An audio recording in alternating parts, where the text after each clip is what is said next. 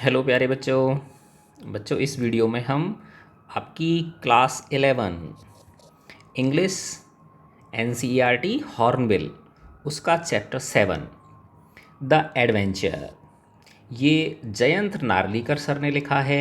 और ये देखो, ये पिक्चर आप देख रहे हैं, ये बहुत बड़े भारत के एक खगोल विज्ञानी हैं।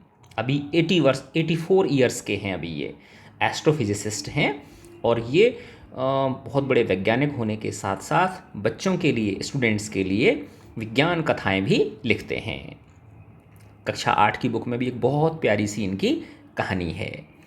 तो द एडवेंचर, एडवेंचर का मतलब होता है एक्साइटिंग और डेयरिंग एक्सपीरियंस, साहसिक कारनामा।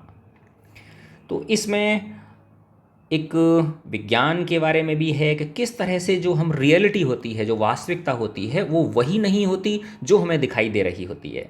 उसके परे, उससे अलग, उससे दूर हट के भी हो सकती है। ठीक है। तो बहुत, यानी हमें एक विज्ञान के तरीके से हर चीज़ को सोचना समझना चाहिए। तो मैं ये शुरू करता हूँ। The adventure. द जीजा माता एक्सप्रेस, ये ट्रेन का नाम है, स्पेड अलोंग, तेज़ी से बढ़ती जा रही थी। The Pune Bombay route, Pune Bombay route पर। अब देखो, मैंने ये भारत का नक्शा ये रहा है ना, तो देखो ये इंडिया और यहाँ पे ये पुणे है और मुंबई कहाँ है, ये रहा। तो देखो ऐसे है, ये ऊपर है मुंबई। तो पुणे से मुंबई ये जीजा माता एक्सप्रेस ट्रेन जा रही थी। कंसीडरेबली फास्टर, काफ़ी तेज़, देन द डेक्कन क्वीन। अब ये डेक्कन क्वीन जो है, ये भी एक बहुत पुरानी अंग्रेज़ों के ज़माने की ट्रेन है। तो इसकी तुलना में ये जीजा माता एक्सप्रेस पुणे बॉम्बे रूट पर तेज़ी से आगे बढ़ती हुई चली जा रही थी। There were no industrial townships outside Pune, Pune के बाहर कोई औद्योगिक क्षेत्र नहीं थे, फैक्ट्रियाँ वगैरह नहीं नज़र आ रही थीं। जैसे ही पुणे से बाहर निकले, एकदम खेत आ गए, जंगल आ गए, ऐसे समझ लो, है ना। चट्टान आ गई, पठार आ गए। The first stop Lonavala came in 40 minutes. पहला जो स्टॉप था, पहला जो स्टेशन था जहाँ पे ट्रेन रुकी, लोनावला, 40 मिनट में ही आ गया। The Ghat section that followed. अब देखो, ये घाट सेक्शन में बताता हूँ आपको, ये रहा है ना, जिसकी ये ट्रेन जा रही है ना। तो ऐसे बहुत ऊंची ऊंची पहाड़ियाँ होती हैं, उनके बीच में से ट्रेन निकल के जाती है। बहुत ही एडवेंचरस लगती है ये। तो ये जो सेक्शन होता है, तो ऊंचा, बहुत हाई स्टीप जो होता है, उसको बोलते हैं घाट सेक्शन। तो ये ट्रेन कहाँ से जा रही है, घाट सेक्शन में से निकल के जा रही है। तो जो घाट सेक्शन था दैट फॉलोड, जो आया आगे, was no different from what he knew, वो कोई अलग नहीं था जैसे कि वो जानते थे। The train stopped at Karjat only briefly, train थोड़ी देर के लिए करजट पर रुकी, करजट के स्टेशन पर रुकी। And went on at even greater speed, और उसके बाद और तेज स्पीड से चलने लगी। It rode through Kalyan, Kalyan में से ये गड़गड़ाती हुई निकल गई, पार करके निकल गई। मीनवाइल, इसी दौरान, the racing mind of professor Gaitonde.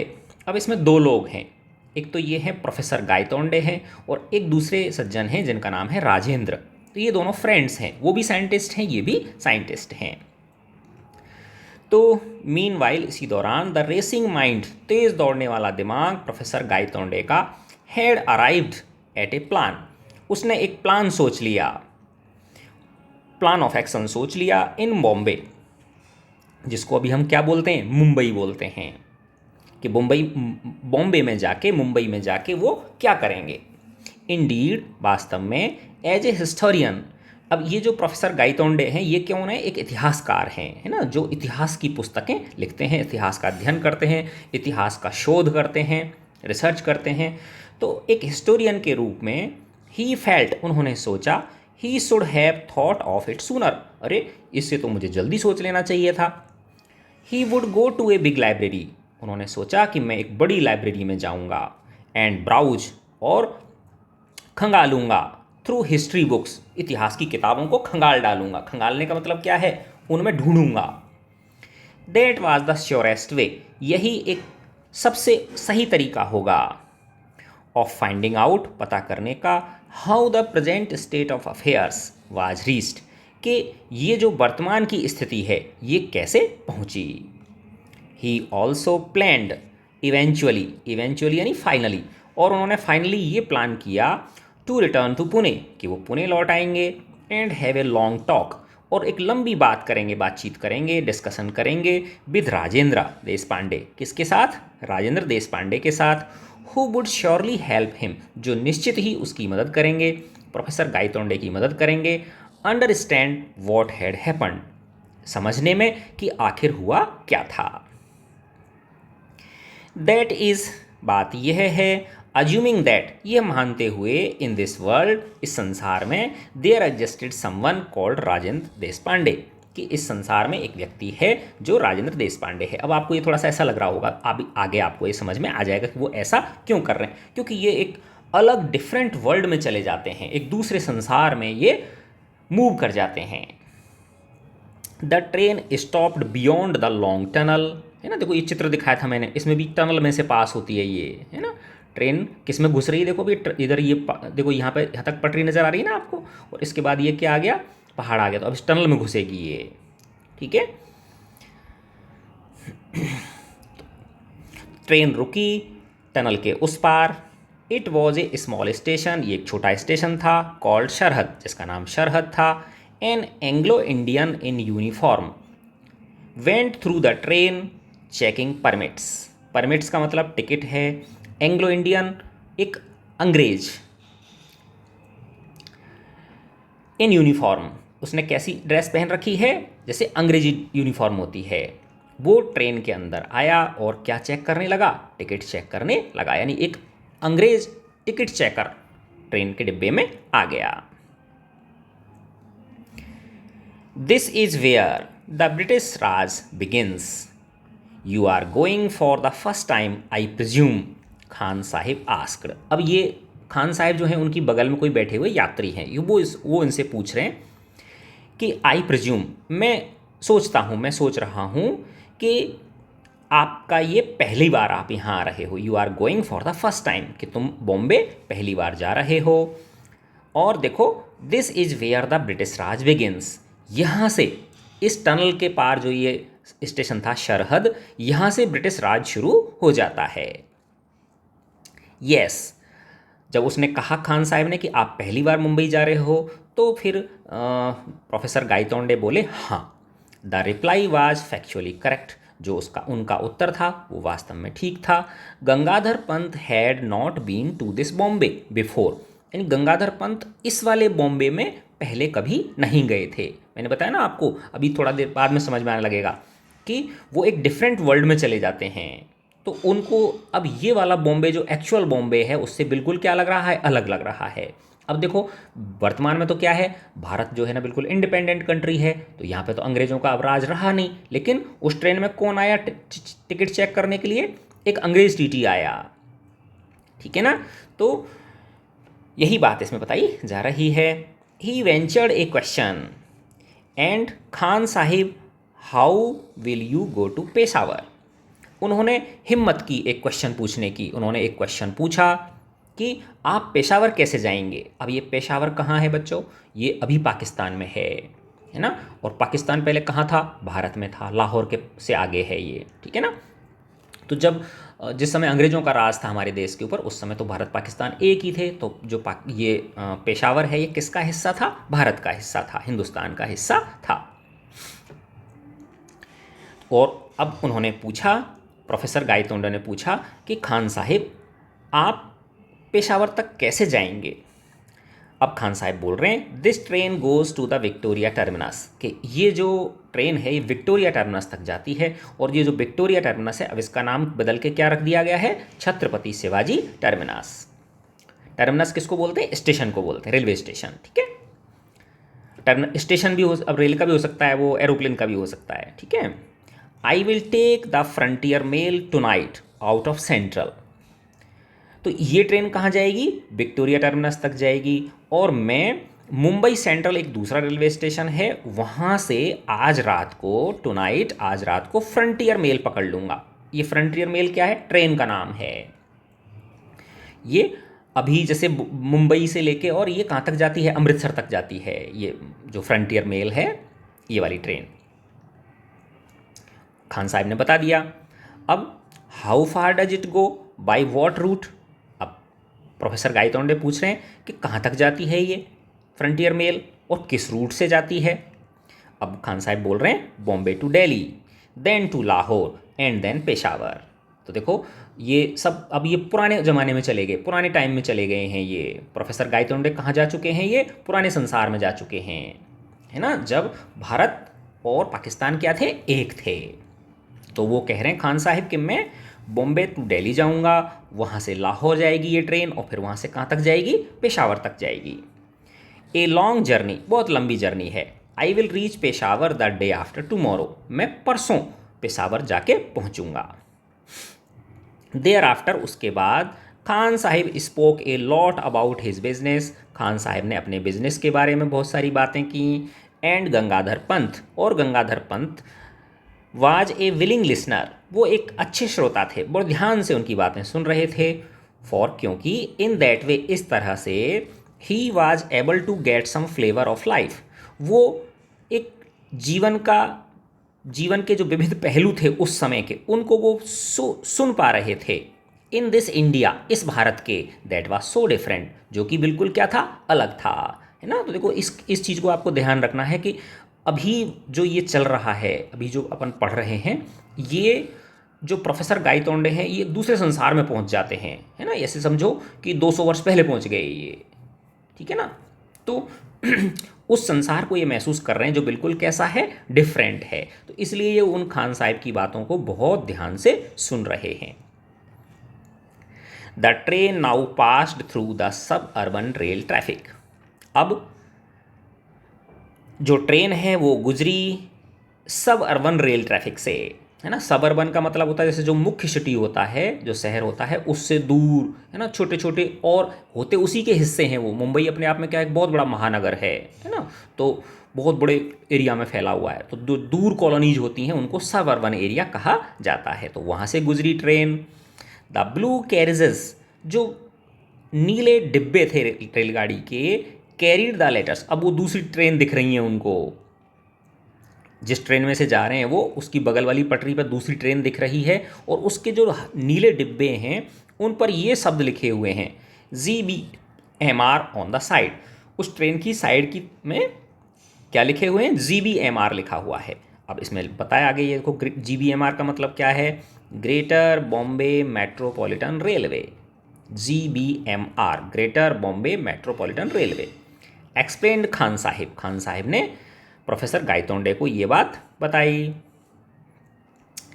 C the tiny Union Jack painted on each carriage, Khan Sahab कह रहे हैं कि देखो एक छोटा यूनियन जैक उन पे बना हुआ है। यूनियन जैक का मतलब होता है अंग्रेजों का झंडा, है ना, इंग्लिश जो है ना, इंग्लैंड का झंडा किस पे बना हुआ है, उस ट्रेन के डिब्बों पे बना हुआ है। Painted on each carriage, a gentle reminder, ये हमको याद दिला रहा है that we are in British territory, कि हम किस में आ गए हैं, अब हम एक अंग्रेजों के क्षेत्र में आ गए हैं, अंग्रेजों के राज वाले, अंग्रेजों के शासन वाले हम क्षेत्र में आ गए हैं। The train began to slow down, the train began to slow down beyond Dadar, Dadar के बाद ट्रेन थोड़ा स्लो पड़ने लग गई। And stopped only at its destination, और कहाँ जाके रुकी, उसका जो गंतव्य स्थान था, जो लास्ट स्टॉपेज था, वहाँ जाके रुक गई, और वो क्या था, Victoria terminus. The station looked remarkably neat and clean, जो स्टेशन था वो बहुत ज़्यादा साफ स्वच्छ दिखाई दे रहा था, क्योंकि किसका राज है, अंग्रेज़ों का राज है। The staff was mostly made up of Anglo Indians and Parsis along with A handful of British officers. अब स्टेशन पे जो स्टाफ था वो ज़्यादातर कौन थे, एंग्लो इंडियंस थे, पारसीज थे, और कुछ मुट्ठी भर अंग्रेज ऑफिसर थे। मुट्ठी भर का मतलब थोड़ी बहुत मात्रा में। As he emerge from the station, जैसे ही प्रोफेसर गायतोंडे बाहर निकले स्टेशन से, गंगाधर पंत, वही गंगाधर पंत प्रोफेसर गायतोंडे एक ही बात है, found himself facing an imposing building. Imposing का मतलब होता है बहुत ही ग्रांड, इम्प्रेसिव, बहुत बड़ी विशाल, उनको एक विशाल बिल्डिंग नज़र आई। The letters on it proclaimed, उस पर जो शब्द लिखे हुए थे, जो चीज़ें लिखी हुई थी, वो ये बता रही थी, ये घोषणा कर रही थी इट्स आइडेंटिटी, उसकी आइडेंटिटी को, ये क्या है, किसकी बिल्डिंग है ये, किन के लिए, to those who did not know this Bombay landmark, जो इस बॉम्बे के लैंडमार्क को, एक प्रसिद्ध स्थान को नहीं जानते थे, उनके लिए वो साइन बोर्ड लगा हुआ था। और वो बिल्डिंग किसकी थी, east India house, headquarters of the East India company, यानी ईस्ट इंडिया कंपनी का ईस्ट इंडिया हाउस हेडक्वार्टर्स, ये उसका हेडक्वार्टर की बिल्डिंग थी, यानी मेन बिल्डिंग थी उनकी, है ना। तो मैंने बताया ना आपको कि ये प्रोफेसर गंगाधर पंत जो गायतोंडे हैं, ये कहाँ पहुँच गए हैं, ये एक डिफरेंट वर्ल्ड में पहुँच गए हैं और इनको बिल्कुल सब कुछ नया अनुभव हो रहा है। क्योंकि ईस्ट इंडिया कंपनी तो जब 1857 का युद्ध हुआ था, उसके बाद ही जो ब्रिटिश महारानी थी उसने क्या कर दिया था, इसको ख़त्म कर दिया था, इस कंपनी को, ठीक है ना। और डायरेक्ट भारत को किसके अंडर में लिया था, ब्रिटिश जो संसद है उसके अंडर में ले लिया था। Prepared as he was for many shocks, बहुत सारे झटकों के लिए तैयार थे, क्योंकि नए नए झटके मिल रहे हैं ना उनको, ये क्या सब ऐसी चीज़ें दिखाई दे रही हैं जो पहले उन्होंने कभी देखी ही नहीं। Professor Gaitonde had not expected this, professor Gaitonde ने ये एक्सपेक्ट नहीं किया था, इसकी आशा नहीं की थी। The East India Company had been wound up shortly after the events of 1857, क्योंकि उन्हें पता था कि ईस्ट इंडिया कंपनी तो 1857 की जो प्रथम स्वतंत्रता संघर्ष हुआ था भारत का, उसके बाद ही बाउंड अप हो गई थी। बाउंड अप मतलब उसने अपना कामकाज समेट लिया था। At least that is what history book said, और यही चीज़ किस में लिखी हुई है, हिस्ट्री की किताबों में लिखी हुई है। यट फिर भी हियर इट वाज, ये यहाँ पे अभी भी है। नॉट ओनली अलाइव, केवल ये अलाइव नहीं है, केवल ये जीवित नहीं है, बट फ्लरिशिंग, बल्कि फ्लरिशिंग मतलब पनप रही है, खूब खूब प्रगति कर रही है। सो अतः history had taken a different turn, ऐसा लगता है प्राइस प्रोफेसर गायतोंडे सोच रहे हैं कि इतिहास ने अपनी दिशा बदल ली है। परहैप्स बिफोर 1857, शायद 1857 से पहले ही। How and when had it happened, ये कैसे और कब हुआ, he had to find out, वो कह रहे हैं इसकी मुझे तलाश करनी होगी।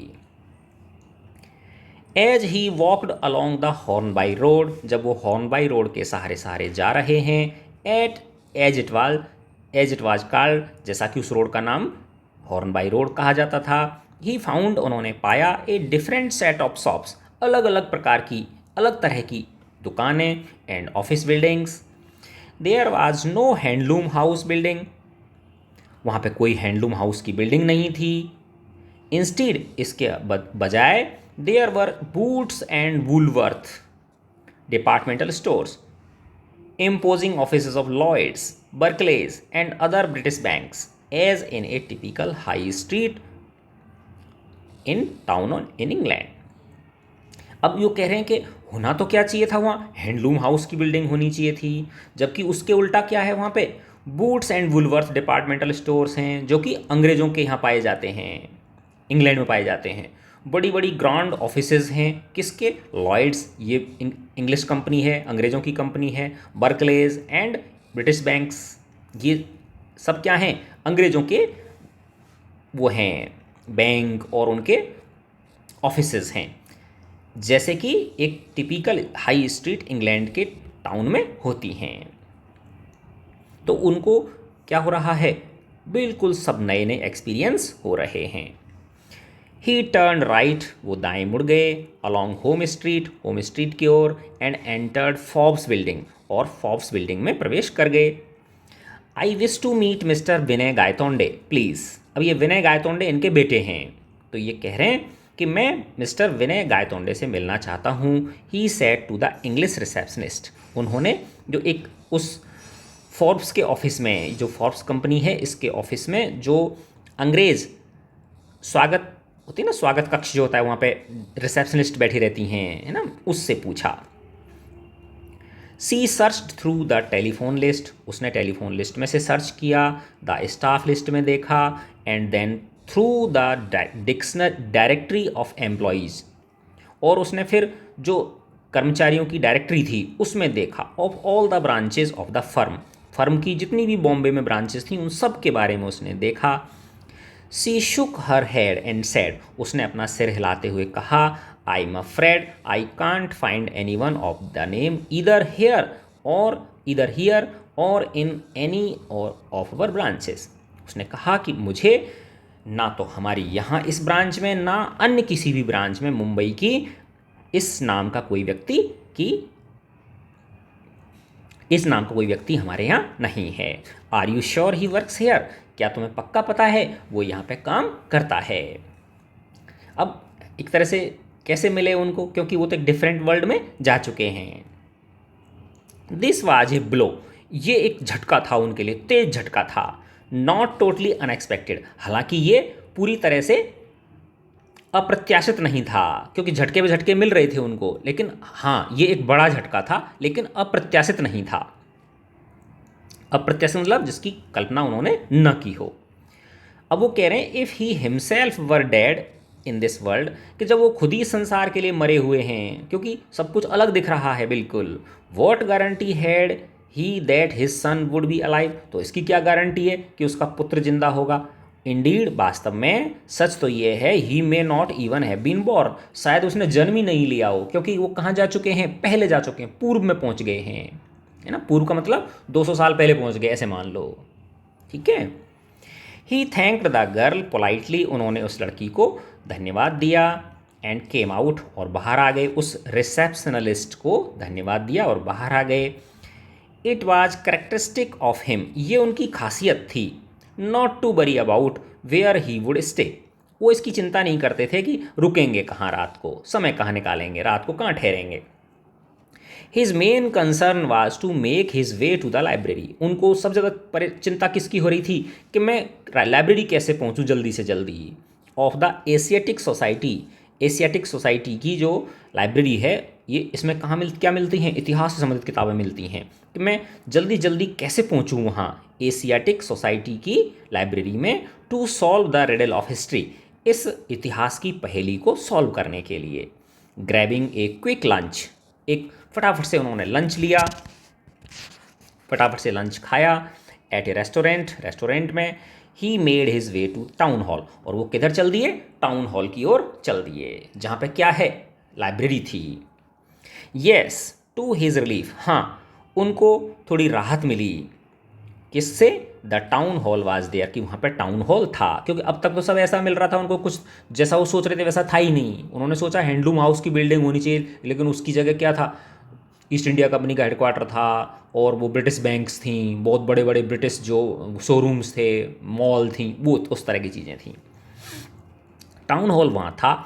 And it did house the library, और उसके अंदर लाइब्रेरी भी थी। He entered the reading room, वो रीडिंग रूम में प्रवेश कर गए। And asked for a list of history books including his own, और उन्होंने हिस्ट्री की किताबों की लिस्ट मांगी, खुद की सहित। अपन ने देखा ना कि ये खुद क्या है, प्रोफेसर गायतोंडे एक हिस्टोरियन हैं, इतिहासकार हैं। हिज 5 वॉल्यूम्स, उनके 5 वॉल्यूम का मतलब 5 part, duly arrived on his table, उनकी टेबल पर उपस्थित हो गए, हाजिर हो गए, जो लाइब्रेरियन था उसने दे दिए उनको लाके। He started from the beginning, उन्होंने शुरुआत से स्टार्ट किया। Volume 1 took to the history up to the period of Ashoka, पहला जो वॉल्यूम था, पहला जो पार्ट था उसका, हिस्ट्री की किताब का, वो कहाँ तक की इतिहास लिखा हुआ था उसमें, अशोक महान थे ना, वहाँ तक का। Volume 2 up to Samudragupta, volume 2 में कहाँ तक का इतिहास लिखा हुआ था, समुद्रगुप्त तक का, गुप्त साम्राज्य जो था। Volume 3 up to Mohammad Ghori, third volume में कहाँ तक का था इतिहास, मोहम्मद गौरी तक का। And volume 4 up to the death of Aurangzeb, और चौथे वॉल्यूम में कहाँ तक का इतिहास लिखा हुआ था, औरंगजेब की मृत्यु तक का। तो ये अंतिम मुस्लिम शासक थे ना, वहाँ तक की, उनकी डेथ तक का। Up to this period history was as he knew it, इतिहास वैसा ही था जैसा कि वो जानते थे। द चेंज एविडेंटली, है ना, कि उन्होंने कहा कि फाइनली जो चेंज हुआ है, had occurred in the last volume, वो किस में हुआ है, लास्ट वॉल्यूम में हुआ है। Reading volume 5 from both and inwards. अब उसने वॉल्यूम जो 5 था, अंतिम जो वॉल्यूम था, उसको दोनों ओर से पढ़ना शुरू किया। आगे से भी पन्ना पलटने शुरू किया और पीछे से भी पन्ना पलटना शुरू किया।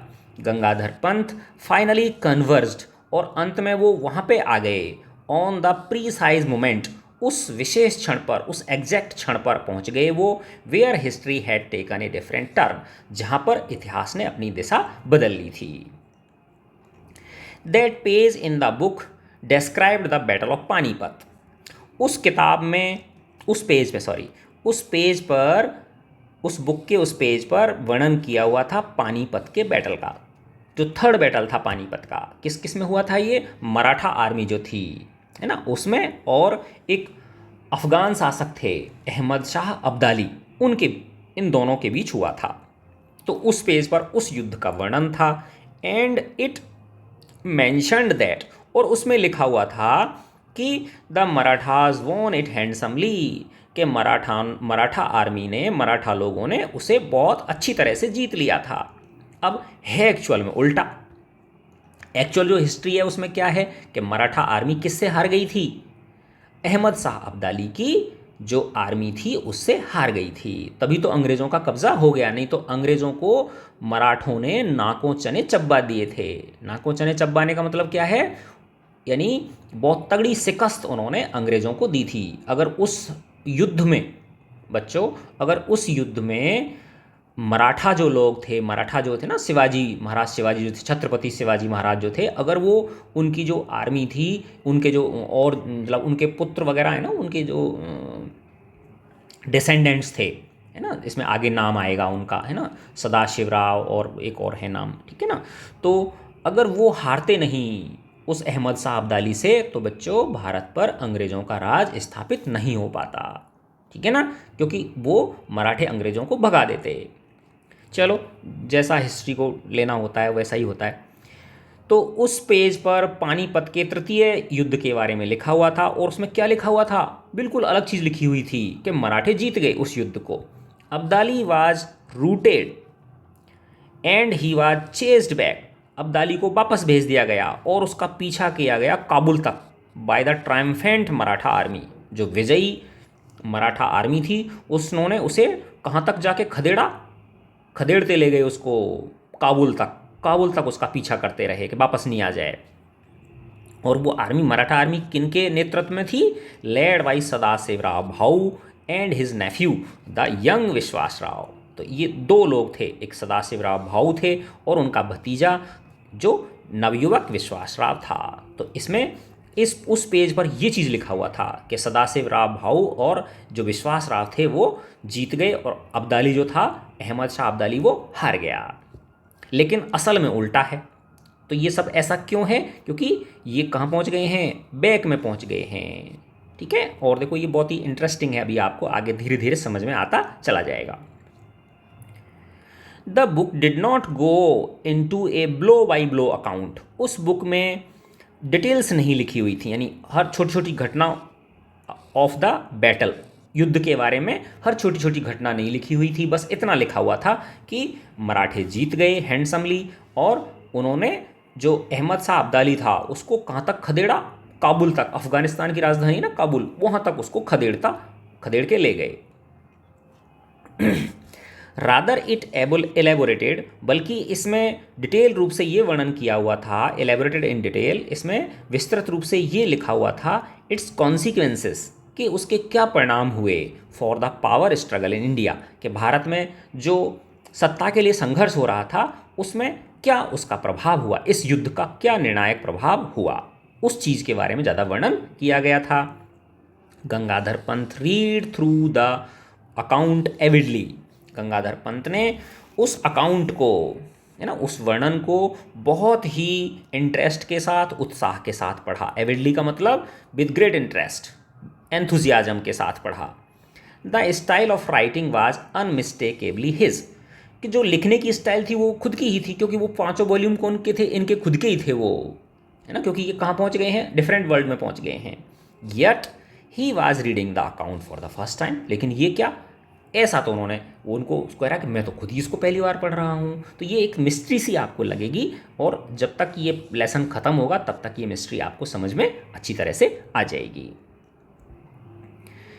There victory in the battle, जो मराठा सदाशिवराव भाऊ और जो यंग विश्वास राव थे, उनकी जो जीत थी इस युद्ध में, was not only a great moral booster to the Marathas, वो मराठों का एकमात्र मोरल बूस्टर ही नहीं थी, यानी उससे मराठा आर्मी का सिर्फ जो नैतिक ना मोरल जो है ना उनका, वो वही सिर्फ बूस्ट नहीं हुआ, यानी उनका उत्साह ही नहीं बढ़ा, बल्कि but it also established their supremacy in northern India, बल्कि इस युद्ध में मराठों की विजय ने उत्तर भारत में मराठों की सत्ता को जमा दिया। मराठे काबिज हो गए। The East India Company which had been watching these developments from the sidelines, है ना, क्योंकि युद्ध किस किस के बीच हुआ था बताओ, मराठा आर्मी के बीच और अहमद शाह अब्दाली के बीच, और अंग्रेज बिल्कुल बगल में लेके खड़े होके देख रहे थे, है ना। तो जो ईस्ट इंडिया कंपनी थी which had been watching these developments, वो इन सब डेवलपमेंट्स को साइड से देख रही थी। गॉट द मैसेज, उसे ये मैसेज मिल गया था। And temporarily shelved its expansionist programme. अब ये जो ईस्ट इंडिया कंपनी है उनको पता चल गया कि मराठे बहुत पावरफुल हैं, मराठा आर्मी बहुत पावरफुल है, और अब ईस्ट इंडिया कंपनी अपना ज़्यादा प्रसार नहीं कर पाएगी, ज़्यादा अपना क्षेत्रों में फैलाव नहीं कर पाएगी, इसलिए वो उनको ये संदेश मिल चुका था अच्छी तरह से, इसलिए उन्होंने टेम्परली कुछ टाइम के लिए सेल्व्ड रोक दी, अपना जो विस्तारवादी जो प्रोग्राम था उसको उन्होंने रोक दिया, यानी और आगे ज़्यादा विजय करने की उन्होंने जो नीति थी उसको ब्रेक दे दिया, उसको रोक दिया। For the Peshwas, the immediate result was an increase in the influence of Bhau Sahib and Vishwas Rao, who eventually succeeded his father in 1780 AD. पेशवाओं के लिए इसका जो तत्काल प्रभाव हुआ वो ये हुआ कि उनकी जो प्रभाव था, इन्फ्लुएंस था, किस किस का, भाऊ साहिब का और विश्वास राव का, वो बढ़ गया, और उनके बाद इवेंटफुली वो सक्सीड कर गए। उन्होंने अपने फादर को, यंग विश्वास राव जो थे, उन्होंने अपने फादर की जगह ले ली 1780 एडी में। द ट्रबल मेकर, परेशानी पैदा करने वाले दादा साहेब, ये भी कोई होंगे, काका दादे होंगे ये ना उनके, तो ये थोड़ा परेशानी पैदा करने वाले थे ना, होते ना जैसे हर उसमें राजघराने में कोई ना कोई जैसे षड्यंत्रकारी होते हैं ना, उस तरह के आदमी थे ये दादा साहेब। उनको वाज रेलीगेटेड मतलब उसको इन्फीरियर काम दे दिया, यानी छोटा मोटा कोई काम दे दिया, बोले तुम इसमें मस्त रहो, है ना। टू द बैकग्राउंड, उनको ठिकाने लगा दिया। ठिकाने का लगाने का मतलब ये है कि उनको छोटा मोटा काम देके और दूर कर दिया। And eventually retired from the state politics, और अंत में उनको स्टेट पॉलिटिक्स से रिटायर कर दिया गया। टू इट्स डिसमे, अब ये एक परेशानी की बात थी, किन के लिए, ईस्ट इंडिया कंपनी के लिए।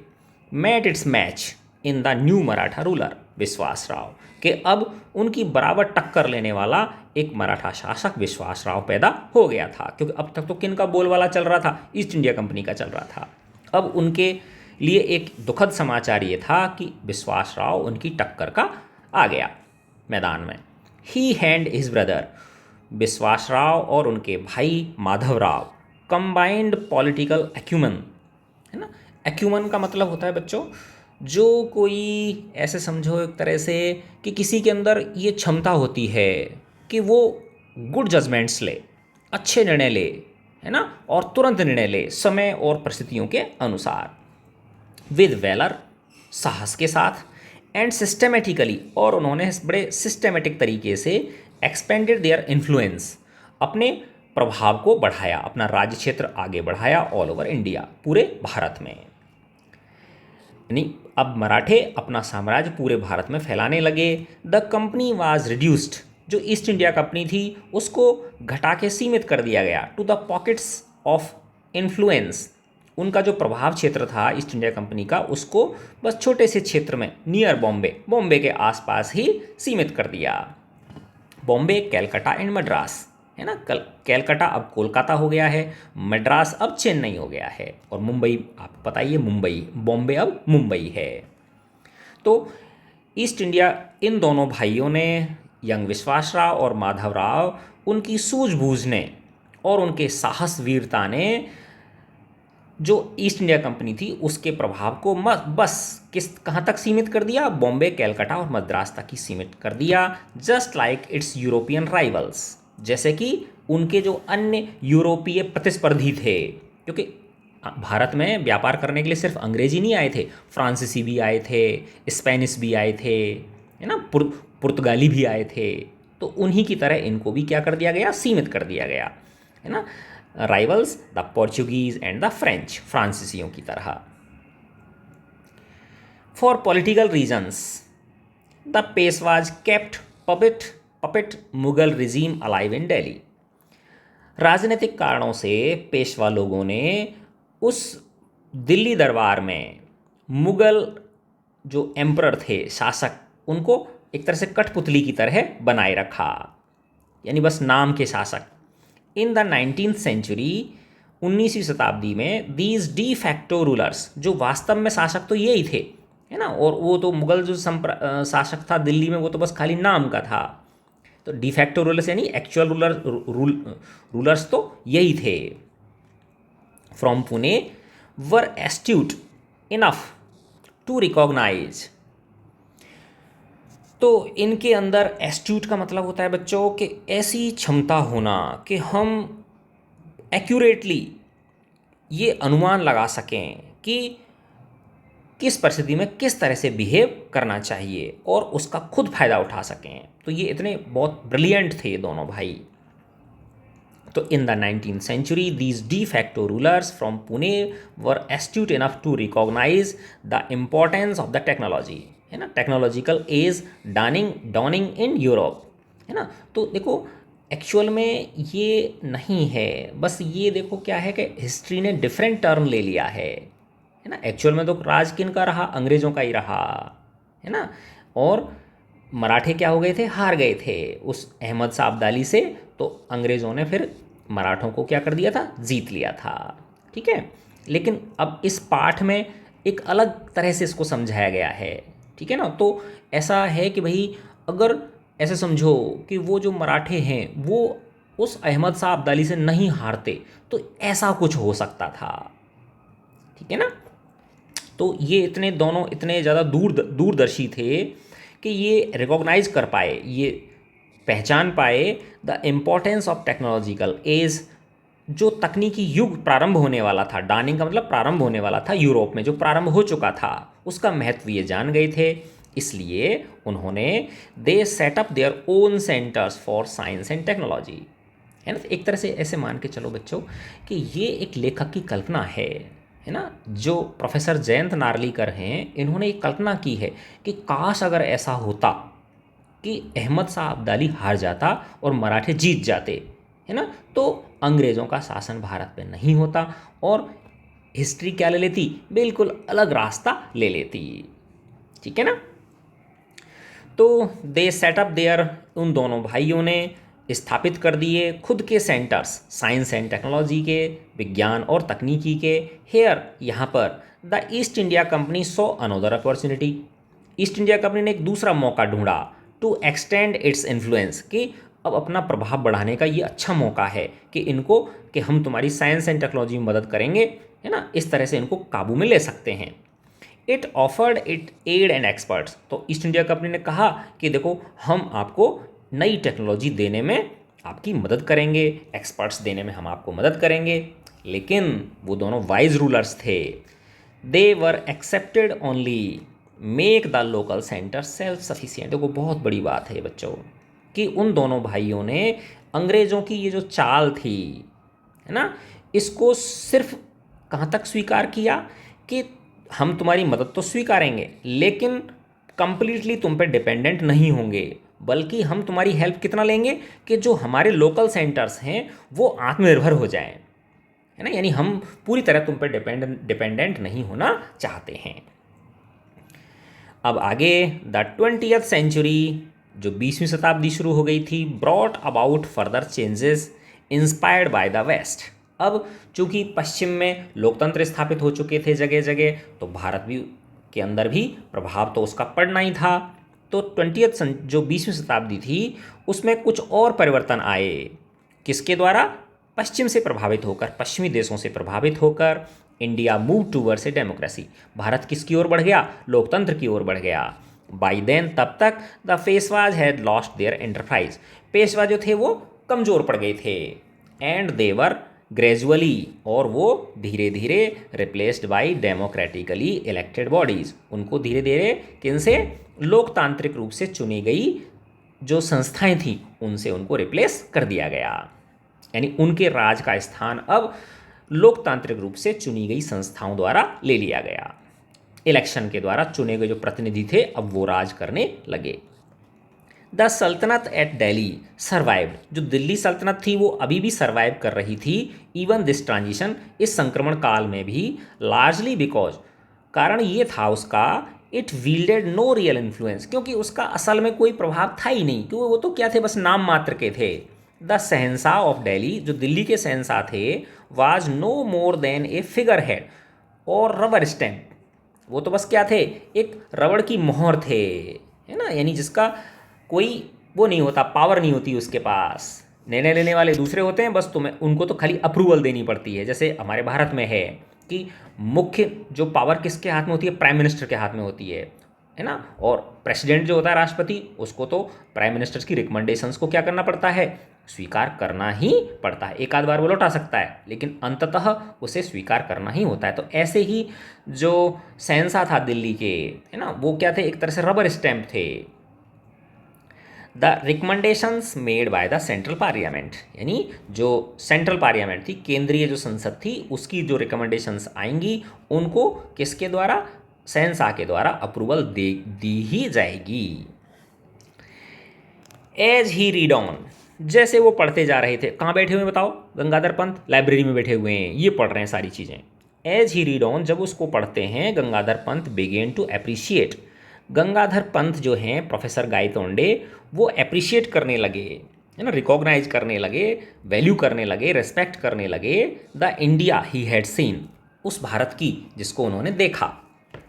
It was a country that he had not, क्योंकि अभी वो उनका कैसी कंट्री से सामना हो रहा है? वो डिफरेंट वर्ल्ड में हैं जिस पे अंग्रेज़ों का शासन हुआ ही नहीं है। तो अब इसकी वो प्रशंसा करने लगे कि देखो मराठों ने कितना अच्छा काम किया कि खुद के साइंस एंड टेक्नोलॉजी के सेंटर खोल लिए, है ना, और उनका इन्फ्लुएंस, अंग्रेज़ों का इन्फ्लुएंस सिर्फ इतना स्वीकार किया कि भाई तुम जो लोकल सेंटर्स हैं उनको आत्मनिर्भर बनाने तक ही हम तुम्हारी मदद लेंगे, यानी हम पूरी तरह से तुम्हारे ऊपर डिपेंडेंट नहीं होंगे। तो इन सारी चीज़ों को देख के गंगाधर पंत जो है, प्रोफेसर गायतोंडे, वो इस भारत को, इस अलग भारत को अप्रिशिएट कर रहे हैं, प्रशंसा कर रहे हैं। इट वाज ए कंट्री, ये एक ऐसा देश था, that had been not subjected to slavery for the white man of for the, यानी वो अंग्रेजों की गुलामी जिसने झेली ही नहीं।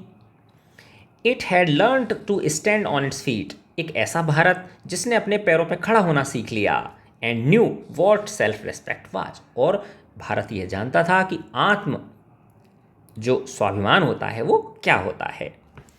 From a position of strength and for purely commercial reasons, from a position of strength and for purely commercial reasons it had allowed the British, तो बड़े उससे सूझबूझ के साथ इस भारत ने, नवीन भारत ने, जो from a position of strength, अपनी शक्ति की स्थिति से, और कॉमर्शियल रीजन्स की वजह से, व्यापारिक कारणों की वजह से, इन्होंने जो ब्रिटिश थे, अंग्रेज जो थे, उनको अलाउ रखा, उनको अलाउ किया इन्होंने कि वो रिटेन बॉम्बे, वो बॉम्बे को रख सकते हैं एज द सोल आउटपोस्ट, अपनी मुख्य आउटपोस्ट के रूप में, यानी यहाँ बॉम्बे में आप अपना ऑफिस रख सकते हो ऑन द सब कॉन्टिनेंट, इस उपमहाद्वीप में, भारतीय उपमहाद्वीप में तुम सिर्फ कहाँ? बॉम्बे के अंदर अपना ऑफिस रख सकते हो।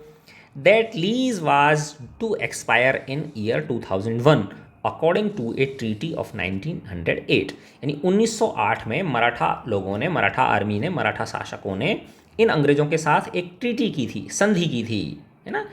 और उसमें इनको कहा था कि तुमको 2001 तक लीज पे दिया जा रहा है ये, है ना, किराया लेंगे हम तुमसे। यानी मेन डोमिनेंट कौन है? मराठे हैं, है ना।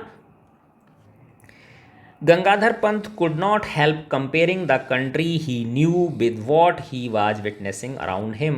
अब देखो, एक तो पुराना अनुभव जो एक्चुअल भारत है वो, और एक ये वाला भारत जो वो देख रहे हैं अब, तो वो इनमें तुलना से अपने आप को रोक नहीं पा रहे हैं।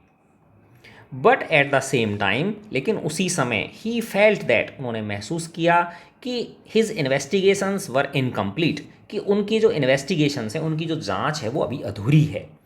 How did the Marathas win the battle, Maratha कैसे जीत गए ये युद्ध? टू फाइंड द आंसर, ये उत्तर ढूंढने के लिए he must look for accounts of the battle itself. उसने, प्रोफेसर गायत, उन्होंने सोचा कि उन्हें खुद को इस युद्ध से संबंधित जो भी लेख हैं, जो भी किताबें हैं, लेख हैं, है ना, उन सबको खंगालना पड़ेगा, सबको ढूंढना पड़ेगा। He went through the books and journals before him, उनके उस लाइब्रेरी में जितनी भी जो बुक्स थी इतिहास की, जितनी भी जर्नल्स थी, है ना, जर्नल्स किसको बोलते हैं? पत्रिकाएं थी, उन सबको उन्होंने खंगाल डाला। एट लास्ट, अंत में, अमोंग द बुक्स, किताबों के बीच, ही फाउंड वन, उन्हें एक ऐसी चीज़ मिली, that gave him the clue, जिसने उनको संकेत दे दिया।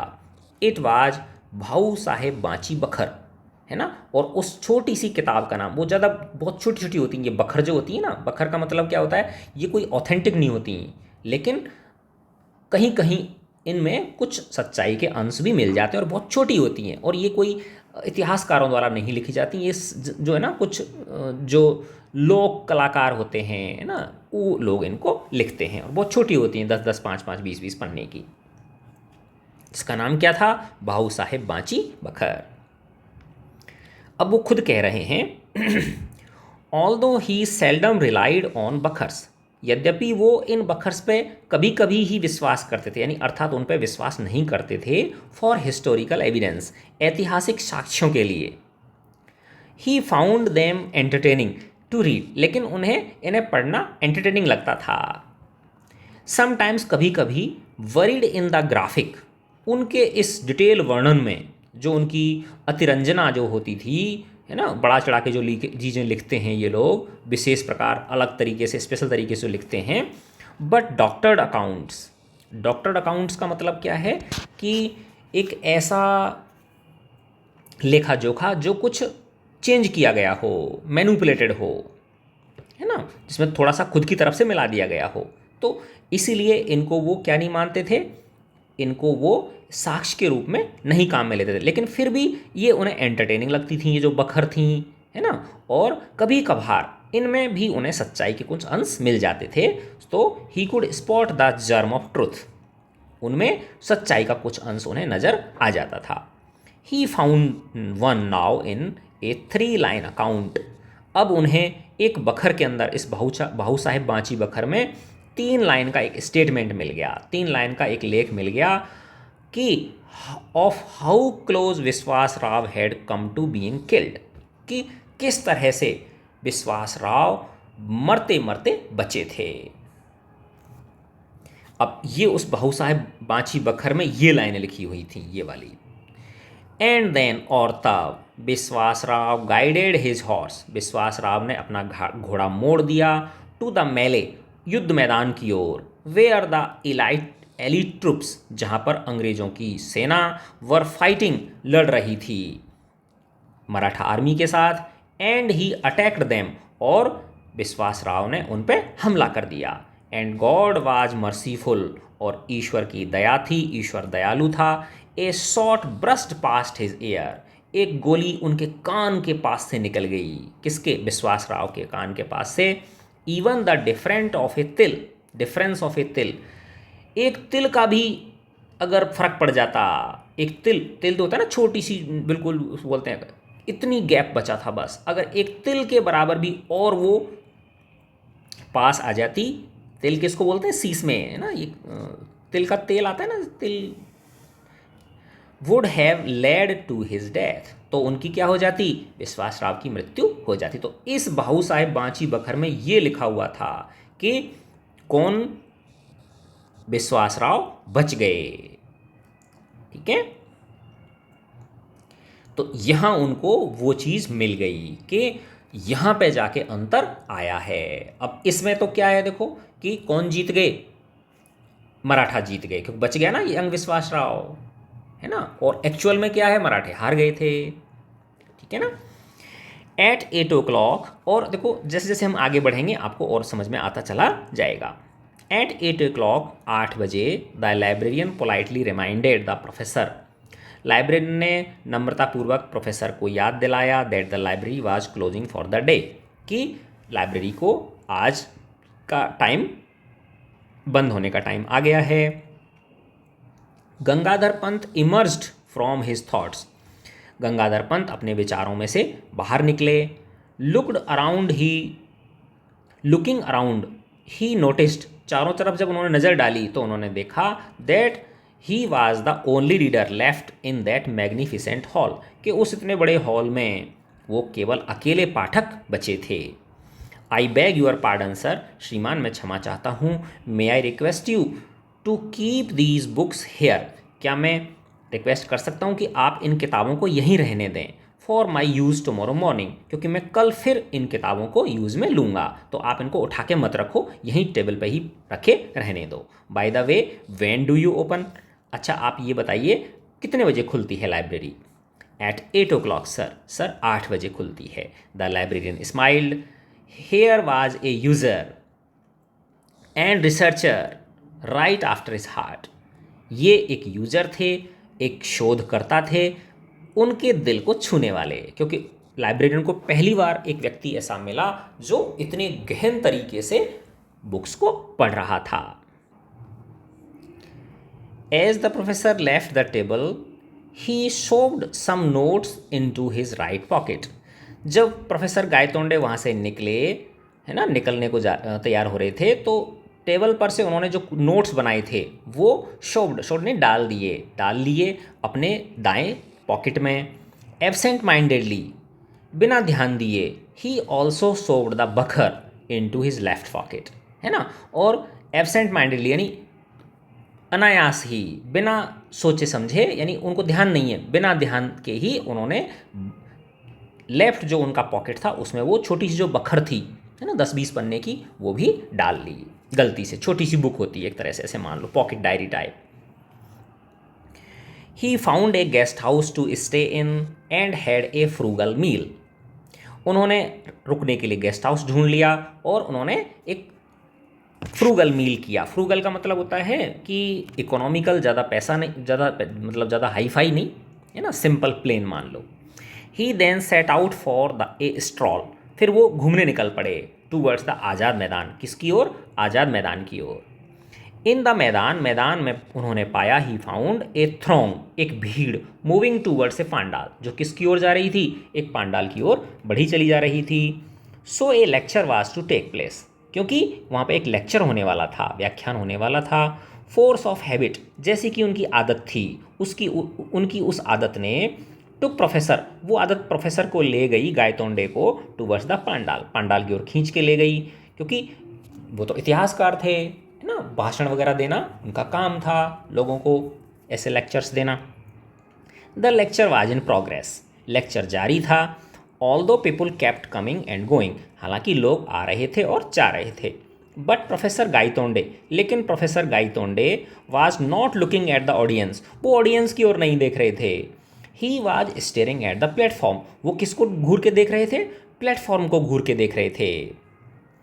एज इफ मैस्मराइज्ड, मानो कि ये क्या हो रहा है, आश्चर्यचकित होकर। देयर वाज ए टेबल, एक टेबल थी वहाँ पर, एंड ए चेयर, और एक चेयर भी थी। But the latter was unoccupied, लेकिन चेयर पर कोई बैठा हुआ ही नहीं था। जो अध्यक्ष की टेबल होती है, चेयर जो होती है ना, कुर्सी जो होती है, उस पर कोई बैठा हुआ ही नहीं था। The presidential chair was unoccupied, जो प्रेसिडेंशियल चेयर थी, जो प्रेसिडेंट जो उस व्याख्यान की अध्यक्षता करता है, होता है ना, जो हेड होता है, अध्यक्ष जो होता है उस इवेंट का, उसकी जो कुर्सी खाली थी। द साइट स्टेड हिम, इस दृश्य ने उन्हें झकझोर दिया। टू द डेप्थ्स, गहराई तक। Like a piece of iron attracted to a magnet, जिस तरह से एक लोहे का टुकड़ा चुंबक की ओर आकर्षित होता है, क्योंकि वो खुद क्या थे, इतिहासकार थे, बहुत बड़े इतिहासकार थे और बहुत जगह उनको अध्यक्ष बनाया गया था। और वो कहाँ पे बैठते थे, अध्यक्ष की कुर्सी पे बैठते थे। तो जिस तरह से एक लोहे का टुकड़ा एक चुंबक से आकर्षित होता है, he swiftly moved towards the chair, वो जल्दी से किसकी ओर मुड़ गए, चेयर की ओर मुड़ गए। The speaker stopped in mid silence, mid sentence, तो जो वक्ता था, जो बोल रहा था, उस समय भाषण दे रहा था, वो बीच सेंटेंस में ही रुक गया कि ये क्या हो रहा है। टू शॉक्ड, उसे एक तरह से धक्का लगा। टू कंटिन्यू, कि वो आगे कंटिन्यू नहीं कर पाया। But the audience soon found voice, लेकिन ऑडियंस में से आवाज़ आने लगी। यानी वो जो लेक्चर दे रहा था व्यक्ति, वो तो रुक गया, लेकिन किसकी आवाज़ आने लग गई, लोगों की आवाज़ आने लग गई। लोग क्या कह रहे हैं, वेकेट द चेयर, कुर्सी खाली करो। This lecture series has no chairperson, इस लेक्चर सीरीज का कोई चेयरपर्सन नहीं है, कोई अध्यक्ष नहीं है। Away from the platform mister, hey mister, platform से अलग हो जाओ, दूर हो जाओ। द चेयर इज सिम्बॉलिक, ये जो चेयर है ये प्रतीकात्मक है ना, ये बैठने के लिए नहीं है, बस हमने सिंबल के तौर पे रखी है। डोंट यू नो, क्या तुम्हें पता नहीं है इस बात का। What nonsense, who ever heard of a public lecture without a presiding dignitary.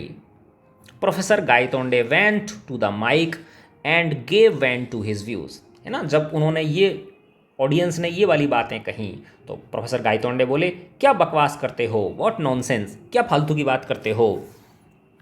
Who ever heard, किसने सुना है कि कोई पब्लिक लेक्चर होता है बिना अध्यक्षीय गणमान्य अध्यक्ष के बिना, यानी कोई ना कोई उसका अध्यक्ष तो होता है। ये मैंने पहली बार देखा है, ऐसा कभी होता है क्या। Professor Gaitonde went to the mike, professor Gaitonde कहाँ पहुँच गए, माइक पे पहुँच गए। And gave went to his views, और अपने व्यूज़ व्यक्त करने लगे, अपना मत व्यक्त करने लगे, अपनी बात कहने लगे। Ladies and gentleman, an unchaired lecture is like Shakespeare's Hamlet without the prince of Denmark, let me tell you. Ladies and gentleman, अब ये कौन बोलने लगे, प्रोफेसर गायतोंडे कह रहे हैं कि भाई और बहनों, एक अनचेयर्ड जो लेक्चर होता है जिसमें कोई अध्यक्ष नहीं होता, वो शेक्सपियर के उस हेमलेट नाटक की तरह है जिसमें प्रिंस ऑफ डेनमार्क है ही नहीं, जो मुख्य पात्र है उसका वो है ही नहीं। तो वो कह रहे हैं जिस तरह से जो शेक्सपियर का जो हेमलेट उपन्यास है, वो उसका मुख्य पात्र डेनमार्क, जो प्रिंस ऑफ डेनमार्क है, वो उसमें से अगर हटा दिया तो उसमें बचेगा क्या। तो वैसे ही बिना अध्यक्ष के इस तरह की जो लेक्चर है वो व्यर्थ है। लेट मी टेल यू, मैं आपको बताता हूँ, डॉट डॉट डॉट, और वो जैसे ही कुछ कहने लगे उसी समय, but the audience was in no mood to listen, लेकिन ऑडियंस सुनने के मूड में नहीं थी। टेल अस नथिंग, हमें कुछ मत बताओ। We are sick of remarks from the chair, हम अध्यक्षीय भाषण सुन सुन के पक चुके हैं। ऑफ वोट ऑफ थैंक्स, जो अध्यक्षीय भाषण होता है या जो लोग वोट ऑफ थैंक्स करते हैं, यानी बाद में जो आभार व्यक्त करते हैं ना, वो ऑफ लॉन्ग इंट्रोडक्शंस, जो लंबे लंबे इंट्रोडक्शन होते हैं, है ना, भूमिका बनाते हैं। जैसे ऐसे होता है ना, कोई भी मीटिंग होती है तो पहले शुरू में कोई इंट्रोडक्शन देता है, फिर बाद में लास्ट में क्या होता है, वोट ऑफ थैंक्स होता है। तो दूसरी इतनी सारी चीज़ें हो जाती हैं कि जो मुख्य वक्ता होता है उसको बोलने का टाइम ही नहीं मिलता। तो वो कह रहे हैं कि हमने ये वाला जो परंपरा है ये बहुत पहले छोड़ दी है। वी ओनली, तो ये सब कौन कह रहे हैं, जो ऑडियंस है वो कह रही है। We only want to listen to the speaker, हम सिर्फ स्पीकर की बात सुनना चाहते हैं। We abolish the old customs long ago, हमने ये सब पुरानी परंपराएं बहुत पहले छोड़ दी हैं। Keep the platform empty please, कृपया प्लेटफॉर्म खाली कर दीजिए, अर्थात वो चेयर खाली कर दीजिए और यहाँ माइक पे से आप हट जाइए। But Gangadhar Pant had the experience of speaking at 999 meetings, लेकिन प्रोफेसर गंगाधर पंत गायतोंडे को तो अनुभव था, वो अब तक 999 सभाओं में बोल चुके थे and had faced the Pune audience at its most hostile, है ना। और कई बार आपने देखा होगा जैसे कोई भाषण दे रहा होता है तो कई लोग हुटिंग करने लग जाते हैं, उसकी बात ही नहीं सुनते, है ना। तो बड़े वक्ता को बहुत धैर्य रखना पड़ता है ना। तो वो कह रहे हैं कि मैंने तो 999 अब तक मैं भाषण दे चुका हूँ और मैंने पुणे के अंदर, है ना, बहुत ही मोस्ट हॉस्टाइल ऑडियंस को झेला है। ऐसी ऑडियंस को मैंने सामना किया है जो अच्छों को बोलने नहीं देती है। इसलिए उन्होंने ही केप्ट ऑन टॉकिंग, वो उन्होंने अपना बोलना जारी रखा, प्रोफेसर गायतोंडे ने। लेकिन हुआ क्या, ही सून बिकेम ए टारगेट, वो जल्दी ही टारगेट बन गए for a shower of tomatoes, eggs and other objects, है ना। जब लोगों ने कहा कि हट जाओ तो वो हटे नहीं, अपनी बात बोलना जारी रखा उन्होंने। तो लोग उग्र हो गए और उन्होंने बौछार करना शुरू कर दिया, शॉवर करना शुरू कर दिया टमाटरों की, अंडों की और ऐसी ही अन्य चीज़ों की, जूते चप्पल फेंकने लग गए। But he kept on trying valiantly, लेकिन प्रोफेसर गायतोंडे ने साहसपूर्वक अपना वक्तव्य जारी रखा टू करेक्ट दिस सैक्रिलेज, इस गलत परंपरा को तोड़ने के लिए कि भाई ये जो उनके हिसाब से तो अध्यक्ष होना चाहिए। लेकिन फाइनली अंत में the audience swarmed to the stage, अब ऑडियंस जो थी वो कहाँ पे चढ़ गई, स्टेज पे चढ़ गई, आ गई, टू इजेक्ट हिम बॉडीली, और उसको उठा के बाहर फेंक दिया। एंड इन क्राउड, और भीड़ में Gangadhar Pant was nowhere to be seen, बाद में नहीं दिखे, उस भीड़ में वो नहीं दिखे। अब ये सारी घटना प्रोफेसर गायतोंडे ने किसको बताई है, उनके फ्रेंड जो हैं राजेंद्र देश पांडे, उनको बताई है, ठीक है ना। अब इसके बाद है that is all I have to tell Rajendra, यही मैं सब कुछ तुम्हें बताना चाहता था। All I knew is that, मुझे बस इतना पता है, I was found in the Azad Maidan in the morning, कि मैं कहाँ पे पाया गया, आज़ाद मैदान में अगले सुबह पाया गया। But I was back in the world I am familiar with, लेकिन मैं वापस उस संसार में आ चुका था जो असल का संसार है, जो आज का संसार है, जो एक्चुअल संसार है वो। नाउ वेयर एग्जैक्टली, लेकिन अब कहाँ पे एग्जैक्टली मैंने did I spend those 2 days, वो 2 दिन मैंने कहाँ बिताए। Where when I was absent from here, जब मैं इस संसार में नहीं था तो वो 2 दिन मैंने कहाँ बिताए, मुझे समझ नहीं आ रहा है। ये वाली बात वो उनसे पूछता है। राजेंद्र वॉज डम फाउंडेड, राजेंद्र एक तरह से भौचक्के के रह गए बाई द नैरेटिव, उनकी ये कहानी सुनकर, है ना, आश्चर्यचकित हो गए। It took him a while to reply, उन्हें इसका उत्तर देने में थोड़ा समय लगा। Professor before just prior to your collision, अच्छा प्रोफेसर ये बताओ कि तुम्हारे टक्कर होने से पहले विद द ट्रक, यानी तुम्हारी किससे टक्कर हुई थी, ट्रक से टक्कर हुई थी, तुम्हारा व्हीकल किससे टकरा गया था, ट्रक से टकरा गया था, उससे जस्ट पहले what were you doing, Rajendra ने पूछा कि आप क्या कर रहे थे।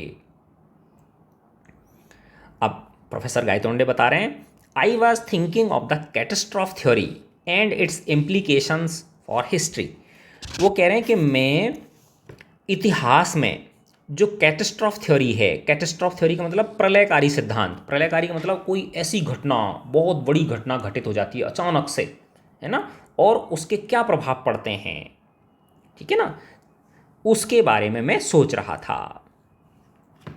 Right I thought so, Rajendra smile की, उन्होंने बोले हाँ ठीक है, मैं भी यही सोच रहा था, अच्छा मैं भी यही सोच रहा था।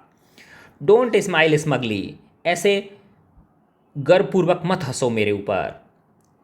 In case you think that, अगर तुम ऐसा सोच रहे हो that it was just my mind playing tricks, कि ये मेरे दिमाग में ख्याली पुलाव पक रहे हैं, या मेरा जो दिमाग है वो क्या कर रहा है, एंड माई इमेजिनेशन रनिंग अमॉक, और मेरी जो कल्पना है वो अनकंट्रोल्ड हो गई है, अगर ऐसा सोच रहे हो तो लुक एट दिस, ये देखो। तो वो कह रहे हैं कि ऐसे हंसो मत, है ना, तुम्हें लग रहा होगा कि मेरा माइंड मेरे साथ ट्रिक खेल रहा है ना, यानी मेरा जो माइंड है वो मेरे को क्या दे रहा है, धोखा दे रहा है या मेरे साथ ट्रिक खेल रहा है, और मेरी जो कल्पना है वो अनकंट्रोल हो गई है। तो देखो ये दिखाता हूँ मैं आपको। And triumphantly professor Gaitonde produced his vital piece of evidence, a page torn out of a book। Professor Gaitonde ने दे दी, उपस्थित कर दी, ये लो एक महत्वपूर्ण पीस ऑफ एविडेंस, महत्वपूर्ण साक्ष्य का टुकड़ा। एविडेंस मतलब जो गवाही होती है, साक्ष्य होता है, सबूत होता है वो। और वो क्या था, a page torn out of a book, एक पेज था जो एक किताब में से फटा हुआ था।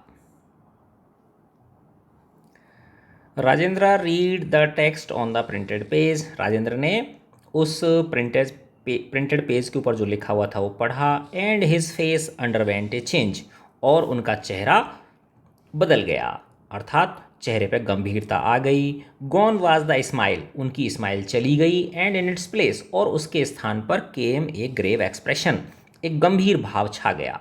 ही वाज विजिबली मूव्ड, ऐसा लग रहा था कि वो बहुत ज़्यादा प्रभावित हो गए थे, उससे हिल गए थे।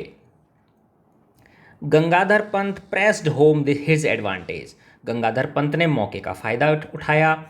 आई had inadvertently slipped the bakhar in my pocket as I left the library, और वो बोले कि मैंने बिना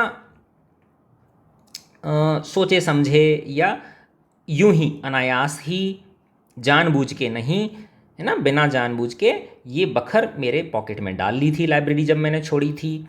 आई डिस्कवर्ड माई एरर, मुझे अपनी गलती का पता चला। When I was paying for my meal, जब मैं अपने भोजन के पैसे अदा कर रहा था, चुका रहा था। I had intended to return it the next morning, मैं उसे अगले सुबह लौटाना की मैंने ठान ली थी, सोच लिया था। बट इट सीम्स दैट, लेकिन ऐसा लगता है, इन द मेले ऑफ आज़ाद मैदान में, आज़ाद मैदान के उस भीड़ में, द बुक वाज लॉस्ट, ये बुक किताब खो गई थी। Only this torn of page remained, केवल ये फटा हुआ पेज रहा। एंड लकीली फॉर मी, और सौभाग्यवश मेरे लिए, the page contains the vital evidence, ये पेज एक महत्वपूर्ण साक्ष्य को रखता है। Rajendra again read the page, Rajendra ने दोबारा वो पेज पढ़ा। इट डिस्क्राइब्ड हाउ विश्वास Rao narrowly missed the bullet, इसमें डिस्क्राइब किया हुआ था, वर्णन किया गया था कि कैसे विश्वास राव बहुत हल्के से, बहुत थोड़े से गैप से बचे थे बुलेट से। एंड हाउ द इवेंट, और किस प्रकार से वो घटना, टेकन एज एन ओमेन, एक तरह से ओमेन के रूप में ली गई by the Maratha army, Maratha army द्वारा एक शुभ शकुन के रूप में ली गई कि ये देखो हमारे जो विश्वास राव हैं वो गोली लगते लगते बच गए, इसका मतलब ईश्वर हम चाहता है कि हम विजयी हों। तो उन्होंने उसे एक शुभ संकेत के रूप में लिया, और उसने turn the tied in their favour, और उसने वो जो युद्ध था उसको मराठा के फेवर में कर दिया। Now look at this, Gangadhar Pant produced his own copy of भाऊ साहेब बांची बखर, अब गंगाधर पंत ने खुद की जो लिखी हुई किताब थी वो उनको दी। Opened at the 11th page, उसको अब तो वो असली जीवन में आ चुके हैं, है ना, और वो जो रिलेवेंट पेज था उसको खोला। द अकाउंट रैन दस, और उसमें ये लिखा हुआ था उस जगह पे, उस पेज पे। And then Vishwas Rao guided his horse to the melee, है ना, तब विश्वास राव ने अपना घोड़ा उस भीड़ में डाल दिया। Where the elite troops were fighting, जहाँ पर दोनों सेनाएं लड़ रही थीं। एंड ही अटैक्ड देम, और उन्होंने अटैक किया। And God expressed his displeasure, और ईश्वर ने टेढ़ी नज़र दिखाई। He was hit by the bullet, यानी ईश्वर की कृपा नहीं रही विश्वास राव के ऊपर, और एक बुलेट उनको हिट कर गई। अब ये बिल्कुल अलग था। Professor Gaitonde, you have given me food for thought, professor Gaitonde आपने मेरे को मेरी थॉट के लिए भोजन दे दिया है, यानी मुझे सोचने के लिए मसाला दे दिया है। Until I saw this material evidence, जब तक मैंने ये मेटेरियल एविडेंस नहीं देखी थी, ये असली का जो साक्ष्य है जो उन्होंने वो फटा हुआ कागज़ दिखाया था, जब तक मैंने ये नहीं देखा था, I had simply put your experience down to fantasy, तो मैं तुम्हारे इस अनुभव को एक कल्पना मान के चल रहा था। But facts can be stranger then fantasies, लेकिन जो फैक्ट हैं वो कल्पनाओं से अलग हो सकते हैं, अलग हो सकते हैं।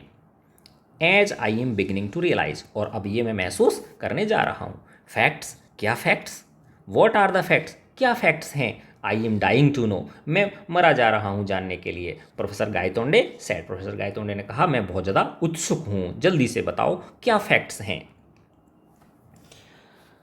राजेंद्र मोशनड हिम, राजेंद्र ने उसे इशारा किया टू साइलेंस, भाई थोड़ा शांत रहो। And started pacing the room, और रूम में चहलकदमी करना शुरू कर दिया। Obviously under great mental strain, निश्चित रूप से एक काफ़ी मेंटल स्ट्रेन के साथ, गहन सोच विचार के साथ। फाइनली ही टर्न्ड अराउंड, अंत में वो मुड़े और बोले, professor Gaitonde I will try to rationalise your experience, मैं तुम्हारा ये जो अनुभव है इसको तुम्हें एक्सप्लेन करने की, है ना, सही सही तरीके से एक्सप्लेन करने की पूरी कोशिश करूंगा, विवेकपूर्ण तरीके से। On the basis of two scientific theories, दो वैज्ञानिक सिद्धांतों के आधार पर, एज नोन टुडे, जो कि आज जाने जाते हैं। वेदर आई सक्सीड और नॉट, चाहे मैं इसमें सफल होऊंगा या नहीं, इन कन्विंसिंग यू, आपको कन्विंस करने में मैं सफल होऊंगा या नहीं इन फैक्ट्स के बारे में, ओनली यू कैन जज, तुम सिर्फ जज कर सकते हो। For you have Indeed passed through a fantastic experience, क्योंकि तुम एक फैंटेस्टिक एक्सपीरियंस से गुजरे हो, और मोर करेक्टली, या ज़्यादा सही तरीके से कहा जाए तो एक कैटेस्ट्रॉफिक एक्सपीरियंस से तुम गुजरे हो, एक प्रलयकारी अनुभव से आप गुजरे हो। प्लीज़ कंटिन्यू, राजेंद्र प्लीज़ जारी रखो। आई एम ऑल ईयर्स, मैं बहुत ध्यानपूर्वक सुन रहा हूँ, professor Gaitonde replied. Rajendra continued pacing as he talked, Rajendra बोलते जा रहे हैं और कमरे में घूमते भी जा रहे हैं। You have heard a lot about the catastrophe theory at that seminar, अब वो कह रहे हैं राजेंद्र उनसे कि उस सेमिनार में आपने कैटेस्ट्रॉफ थ्योरी के बारे में खूब सुना होगा। Let us apply it to the battle of Panipat, आओ अब इसे बैटल ऑफ पानीपत पे भी अप्लाई करके देखते हैं। Wars fought face to face on open grounds, जो युद्ध मैदान, खुले मैदानों में आमने सामने लड़े जाते हैं, offer excellent examples of this theory, वो इस सिद्धांत का एक बहुत शानदार उदाहरण ऑफर करते हैं। The Maratha army was facing Abdali's troops on the field of Panipat, जो मराठा आर्मी थी वो अब्दाली की ट्रुप्स को फेस कर रही थी, आमने सामने थी। There was no great disparity between the latter's troops and the opposing forces, और उन दोनों की सेनाओं में कोई ज़्यादा भेद नहीं था, यानी बराबर की टक्कर थी, कोई ज़्यादा उनमें अंतर नहीं था। देयर आर्मर वाज कंपेरेबल, उनका जो गोला बारूद था, सैनिकों का जो लड़ाई का सामान था, है ना, तोप वगैरह, बंदूक जो भी है, मतलब जो भी असला था, है ना, गोला बारूद, वो सब बराबर था। So a lot depended on the leadership, इसलिए किस पे डिपेंड, जीत किस पे डिपेंड कर रही थी, लीडरशिप के ऊपर। And the moral of the troops, और जो सेना थी उसके मोरल के ऊपर, उनका कितना मोरल हाई है, उत्साह। The juncture at which Vishwas Rao the son and the heir of the Peshwa, उस जंक्चर पर, उस स्थान पर जहां विश्वास राव, जो कि बेटे थे और आने वाले उत्तराधिकारी भी थे, आने वाले समय में उत्तराधिकारी बनने वाले थे पेशवा के, वाज किल्ड, जिस क्षण वो मारे गए, proved to be turning point, ये एक टर्निंग पॉइंट साबित हुआ। एज हिस्ट्री हैज इट, जैसा कि इतिहास में बताया गया है।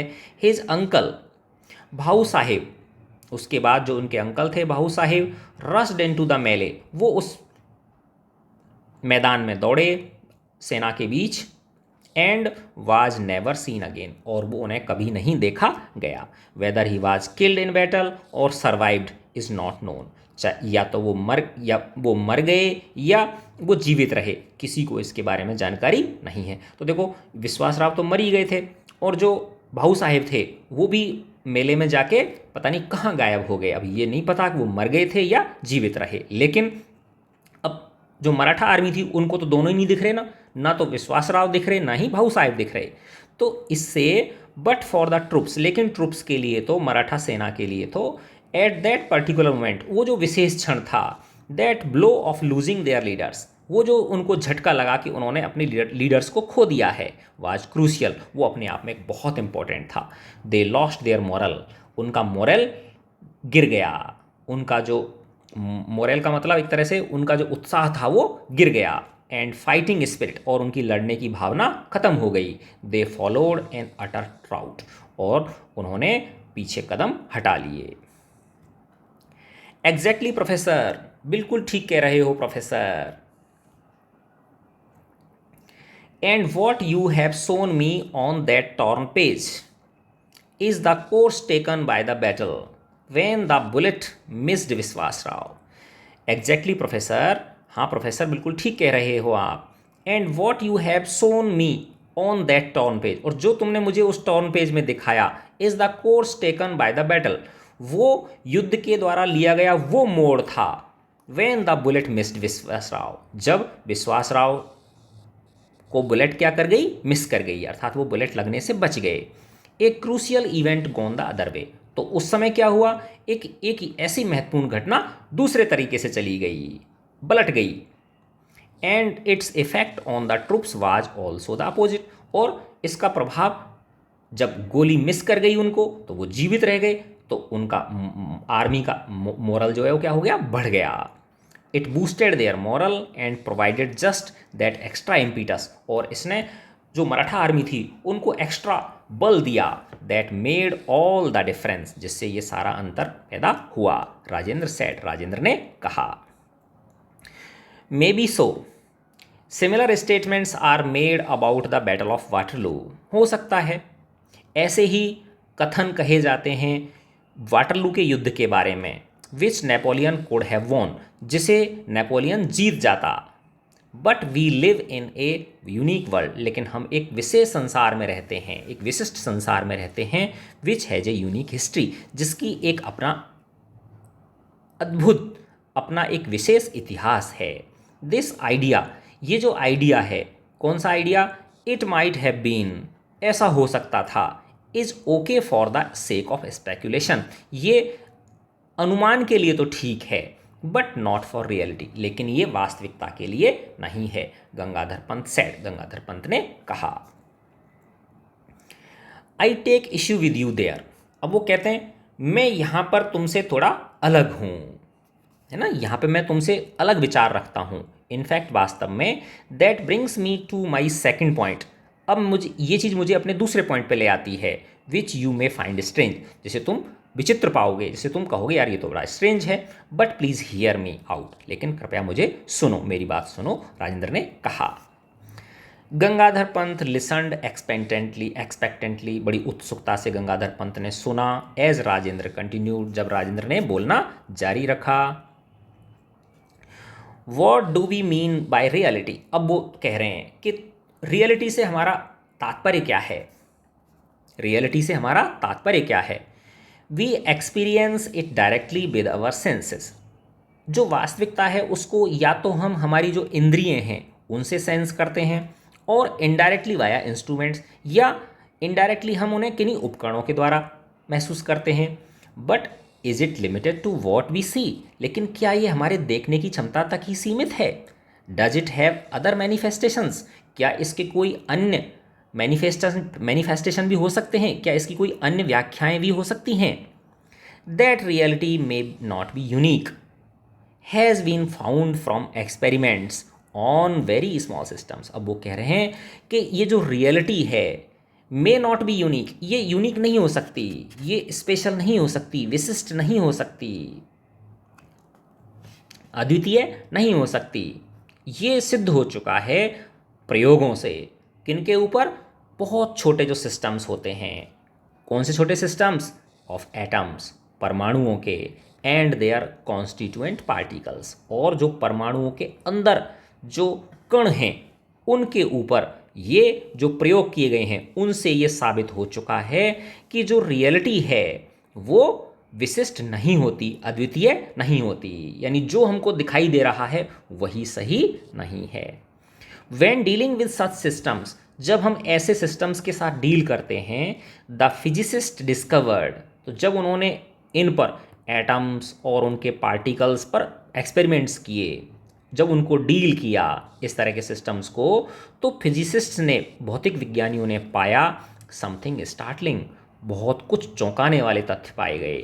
The behaviour of these systems, in systems का जो बिहेवियर था, छोटे पार्टिकल्स का, अत्यंत छोटे पार्टिकल्स, एटम्स और उनके अंदर प्रोटॉन, न्यूट्रॉन, इलेक्ट्रॉन और भी बहुत सारे जो पार्टिकल्स होते हैं, उनका जो बिहेवियर था, जो व्यवहार था, can not be predicted definitely, उसे निश्चित रूप से उसे प्रिडिक्ट नहीं किया जा सकता, उसका अनुमान नहीं लगाया जा सकता।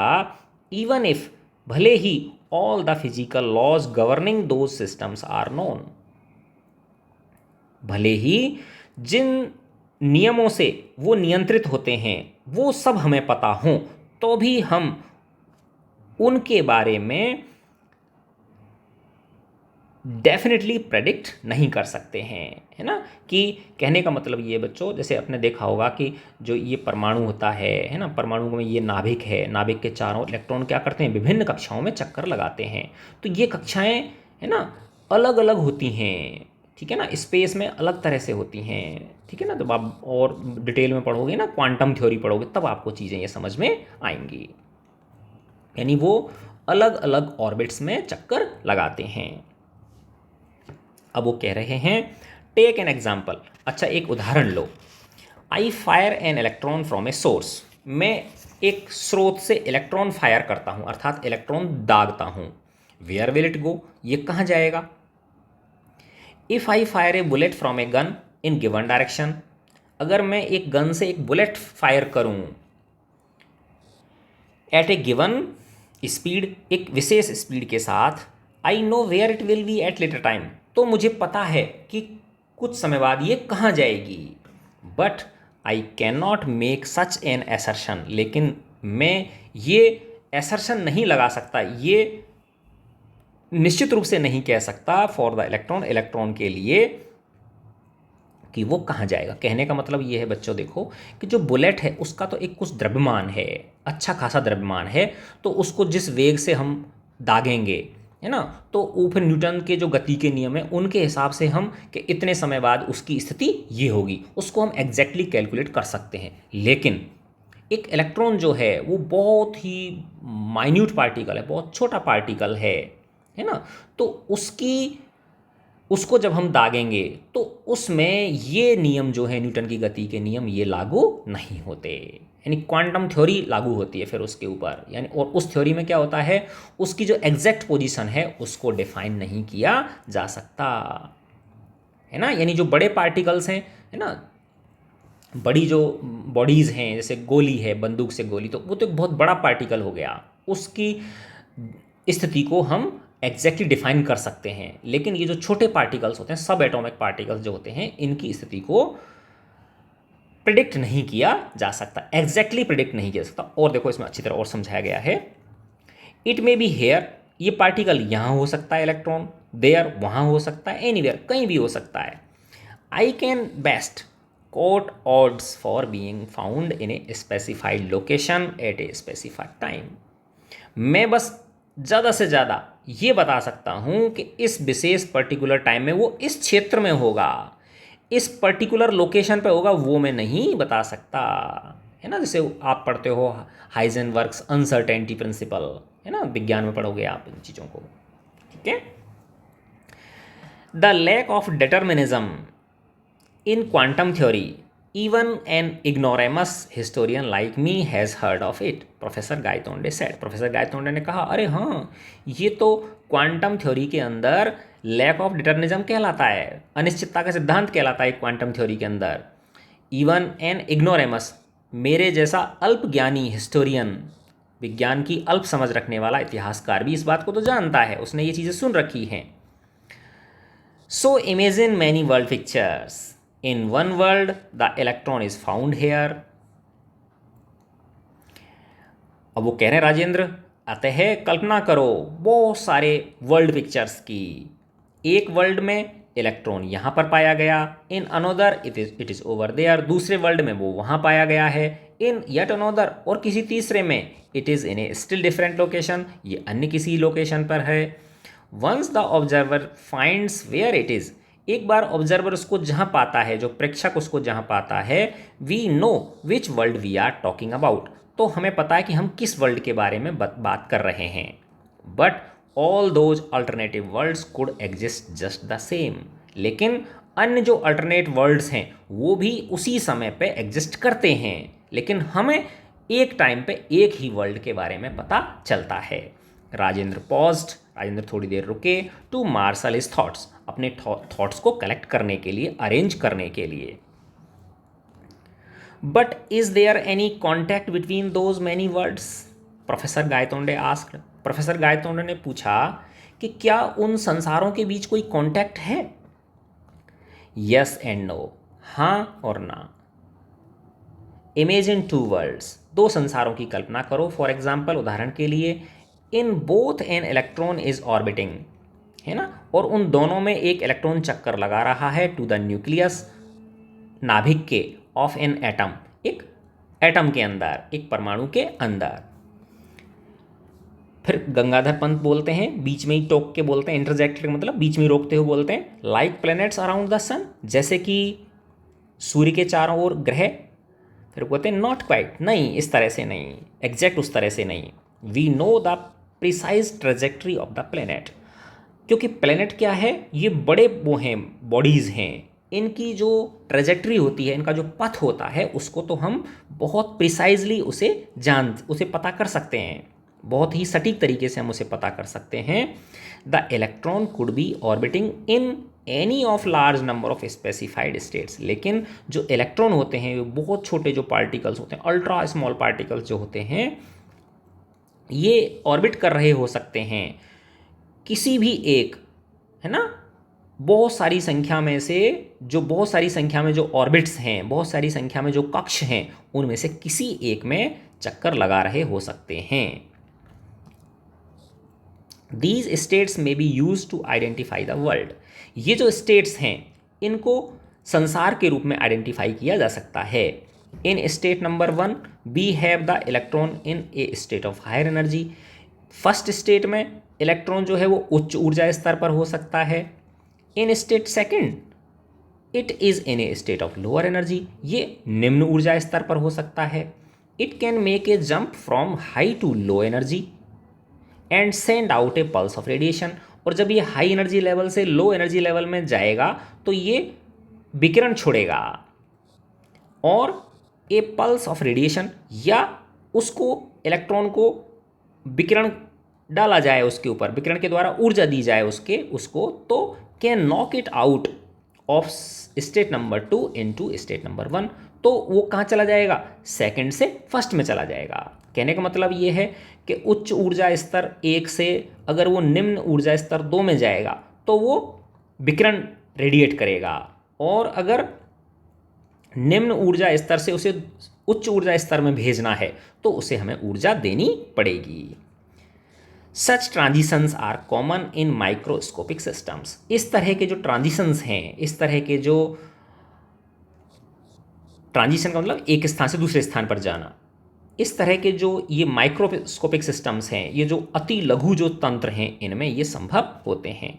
What if it happened on A macroscopic level, क्या हो अगर यही घटनाएं मैक्रोस्कोपिक लेवल पर होने लगें, बड़े स्तर पर होने लगें, यानी जिस तरह से कह रहे हैं कि ये जिस तरह से सूक्ष्म जो पार्टिकल्स हैं इलेक्ट्रॉन, उन पे अगर ये हो रहे हैं, तो अगर ये जो स्थूल पार्टिकल्स हैं, जो मोटे पार्टिकल्स, जो वस्तुएं हैं, अगर उनमें होने लगें तो क्या हो? राजेंद्र ने कहा,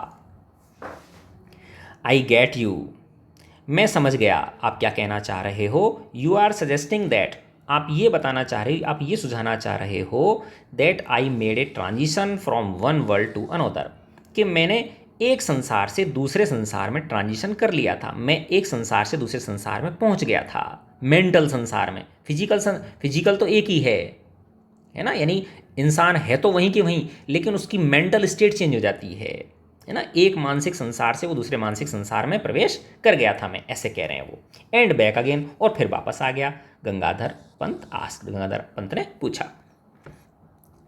फैंटेस्टिक दो इट सीम्स, हालांकि ये बड़ा फैंटेस्टिक लग रहा है, this is the only explanation I can offer, बस यही एक्सप्लेनेशन है जो मैं आपको दे सकता हूँ कि हाँ, आप एक मेंटल स्टेट से दूसरी मेंटल स्टेट में ट्रांजिशन कर गए थे। भले ही ये फैंटेस्टिक लगे, लेकिन मेरे पास तो यही एक्सप्लेनेशन है कि आप 2 दिन कहाँ रहे थे। माई थ्योरी इज दैट, मेरी सिद्धांत यह है कि कैटेस्ट्रॉफिक सिचुएशंस, ये जो प्रलयकारी स्थितियाँ होती हैं, है ना, ड्रास्टिक जिनमें चेंज आता है ना, टेरिबल जो एक्सपीरियंसेस होते हैं। कैटेस्ट्रॉफिक का मतलब क्या हो गया?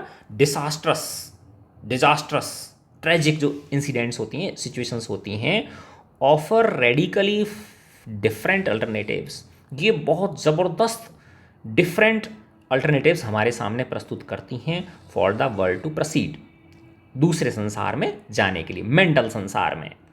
इट सीम्स दैट, ऐसा प्रतीत होता है, so far as reality is concern, जहाँ तक वास्तविकता का सवाल है, ऑल अल्टरनेटिव्स आर वायबल, ये सारे के सारे जो विकल्प हैं ये संभव हैं, but the observer can experience only one of them at A time, लेकिन जो ऑब्जर्वर होता है वो इनमें से एक टाइम पे किसी एक को ही एक्सपीरियंस कर सकता है। By making transition you were able to experience 2 worlds although one at time, तुमने जो ट्रांजिशन हुआ तुम्हारा, उसके द्वारा तुमने एक्सपीरियंस किया 2 संसारों को, यद्यपि एक को एक ही समय में। The one you live in now, एक तो ये जिसमें तुम अभी रह रहे हो, एंड द वन, और दूसरा वेयर यू स्पेंट 2 डेज, जहाँ पर तुमने 2 दिन बिताए थे। One has the history we know, पहला जो है वो तो वो वाला है जो इतिहास हमें पता है, the other a different history, और दूसरे की क्या है? इतिहास बिल्कुल अलग है। The separation of bifurcation, the separation और बाइफर्केशन, ये जो भेद उत्पन्न हुआ, ये जो छटनी हुई, ये जो रास्ते अलग हुए, took place in the battle of Panipat, तो ये कहाँ पे अलग हुए? ये दोनों, जो पानीपत का युद्ध था वहाँ पे ये 2 रास्ते अलग छट गए। You neither travel to the past not to the future, ना तो तुम पास्ट में गए ना ही फ्यूचर में गए। यू वर इन प्रेजेंट, तुम प्रेजेंट में ही थे, but experiencing a different world, लेकिन तुम एक अलग संसार को, एक अलग मेंटल संसार को, तुम एक अलग मानसिक संसार को तुम एक्सपीरियंस कर रहे थे, अनुभव कर रहे थे। ऑफकोर्स, निस्संदेह, by the same token there must be so many different worlds, इसी प्रकार से, इसी सिद्धांत के इसी अनुसार अन्य दूसरे वर्ड्स भी हो सकते हैं, arising out of bifurcations at different points of time, जो समय के विभिन्न चरणों पर, समय की विभिन्न स्थितियों पर अलग अलग जगह पे बाइफर्केट हो रहे हों। As Rajendra concluded, Gangadhar Pant asked the question that was beginning to bother him most, जब राजेंद्र ने ये कंक्लूड कर दिया है ना, अपनी सारी बात उनको एक्सप्लेन कर दी, तो गंगाधर पंत ने प्रश्न पूछा जो उन्हें सबसे ज़्यादा परेशान कर रहा था। वो क्या था? But why did I make the transition, लेकिन मुझे ये तो बताओ कि ये ट्रांजिशन मैंने किया क्यों, मेरा ये ट्रांजिशन हुआ क्यों, मैं एक वर्ल्ड से दूसरे मेंटल वर्ल्ड में गया क्यों। अब राजेंद्र कह रहे हैं Deshpande, if I knew the answer I would solve a great problem, अगर मुझे इस चीज़ का उत्तर पता होता कि हम एक मेंटल संसार से दूसरे मेंटल संसार में क्यों जाते हैं, तो मैं एक बहुत बड़ी पजल को सॉल्व कर देता, एक बहुत बड़ी प्रॉब्लम को मैं सॉल्व कर देता। अनफॉर्चुनेटली, दुर्भाग्यवश, there are so many unsolved questions in science, विज्ञान के अंदर बहुत सारे प्रश्न अबूझे हैं, and this is one of them, और ये जो प्रश्न है कि एक इंसान एक मेंटल वर्ल्ड से दूसरे मेंटल वर्ल्ड में ट्रांजिशन क्यों करता है, ये भी उन्हीं अबूझे प्रश्नों में से एक है। But that does not stop me from guessing, लेकिन इसका मतलब ये नहीं है कि मैं गैस नहीं करूँगा, मैं गैस करूँगा। Rajendra smiled and proceeded, Rajendra मुस्कुराए और बोले, आगे बढ़े, you need some interaction to cause a transition, कि ट्रांजिशन होने के लिए तुम्हारा किसी के साथ इंट्रैक्शन होना जरूरी है। किसी परिस्थिति से तुम्हारा सामना होना जरूरी है। परहैप्स, शायद, at the time of collision, शायद जिस समय तुम्हारी गाड़ी, तुम्हारी कार ट्रक से टकराई थी, you were thinking about the catastrophe theory, तुम उस समय प्रलयकारी सिद्धांत के ऊपर, इतिहास में प्रलयकारी सिद्धांत के आधार पर घटनाएं किस तरह से मोड़ ले सकती हैं उसके बारे में तुम सोच रहे थे। And its role in wars, और उस कैटास्ट्रॉफ थ्योरी का युद्ध में क्या रोल हो सकता है, शायद तुम इसी बारे में सोच रहे थे। May be you were wondering, हो सकता है तुम सोच रहे हो about the battle of Panipat, किसके बारे में उस समय, पानीपत के युद्ध के बारे में ही सोच रहे हो। परहैप्स, शायद, संभवतया, the neurons in your brain, तुम्हारे मस्तिष्क में जो न्यूरॉन्स हैं, एक्टेड एज ए ट्रिगर, उन्होंने एक ट्रिगर की तरह कार्य किया, उन्होंने एक उत्तेजक की तरह कार्य किया, जिससे आप एक मेंटल स्टेट से दूसरी मेंटल स्टेट में ट्रांजिट कर गए। एक गुड गैस, हाँ आपने बहुत सही गैस लगाया। आई वॉज इंडीड वंडरिंग, मैं वास्तव में सोच रहा था। What's course history would have taken, देखो मैंने शुरू शुरू में बताया था ना आपको, है ना, कि अगर उस पानीपत के तृतीय युद्ध में बच्चों मराठा आर्मी अहमद शाह अब्दाली से जीत जाती तो अंग्रेज़ों की हिम्मत नहीं थी भारत पे कब्जा कर लेते, मराठे उनको, अंग्रेज़ों को भगा देते।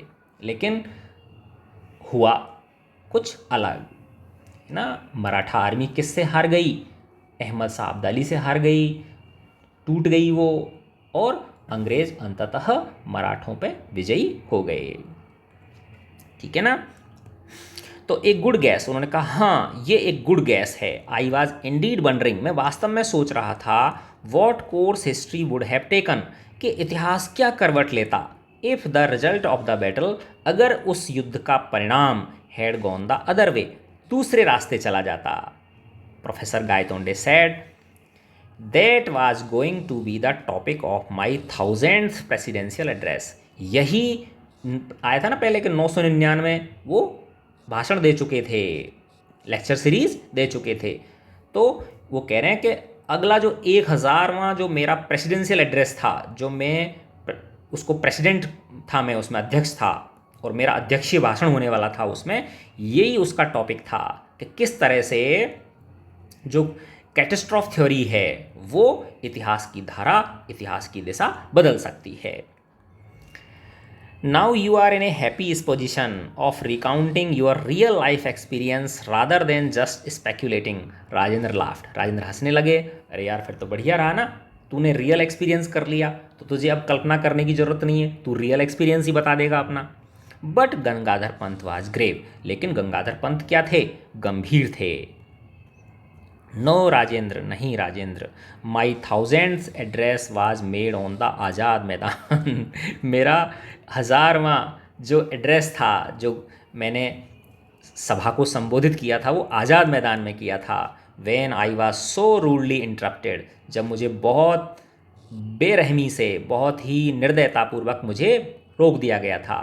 नहीं, the professor Gaitonde who disappeared while defending his chair, professor Gaitonde जो गायब हो गया था अपनी उस प्रेसिडेंशियल चेयर को डिफेंड करते हुए, उसकी रक्षा करते हुए ऑन द प्लेटफॉर्म, उस प्लेटफॉर्म पर, will now never be seen presiding at another meeting, अब उसे आप किसी दूसरी मीटिंग में अध्यक्षीय पद ग्रहण करते हुए नहीं पाओगे।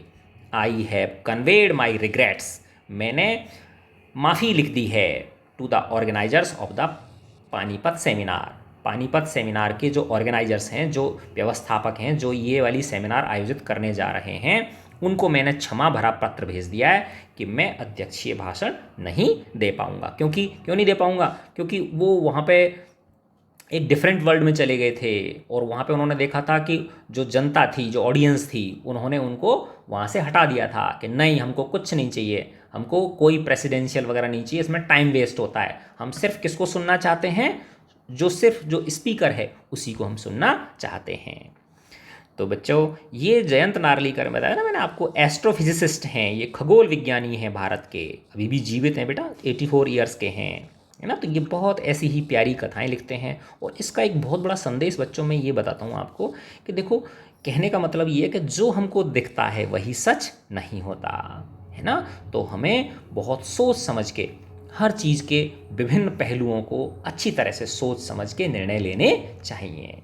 ठीक है बच्चों, तो मैं आशा करता हूँ ये वीडियो आपको पसंद आया होगा, अच्छा लगा बच्चों, तो इसको अपने फ्रेंड्स के साथ शेयर करें। गॉड ब्लेस यू ऑल प्यारे बच्चों।